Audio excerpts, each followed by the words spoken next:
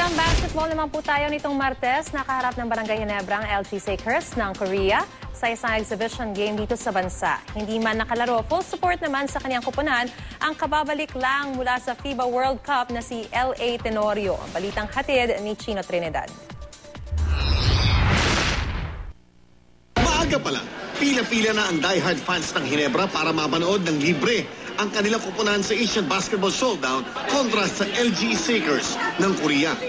Pangunahing pandangal sa exhibition game ang legendary South Korean shooting ace na si Shin Dong-pa na tumatayong inspirational leader ng LG Sakers. Noong kagalingan ni Shin Dong-pa, mangilang beses niyang pinaiyak ang ating kupunan dahil sa kanyang matinding shooting ability na naging bangungot ng mga alamat ng Philippine basketball tulad nina Tembo Melencio, Ed Ocampo at Sonny Jaworski. Habang pinapanood ang Barangay Ginebra at LG Sakers, di napigilan ni Shin Dong-pa na paghamdingin ang estilo ng paglalaro ng mga Pilipino at Koreano.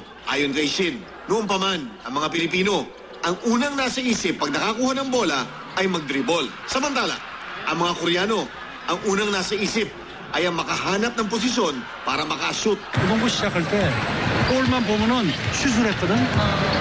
If he compares the Filipinos before they start the game, they tend to dribble, but then Korean players try to shoot. Yeah. Hindi naman pinalampas ni LA Tenorio ang laban. Kalalapag pa lamang mula sa Spain ay dumiretso na sa Big Dome para magbigay suporta sa kanyang mother team sa PBA. Ang pagbabalik sa world stage ng Team Pilipinas ay napakaraming naituro sa tinaguriang tiniente ng Philippine basketball. Hindi lang isa yun marami. Marami akong natutunan doon. Personally, marami akong natutunan doon. Hindi lang isa, hindi lang dalawa, marami talaga.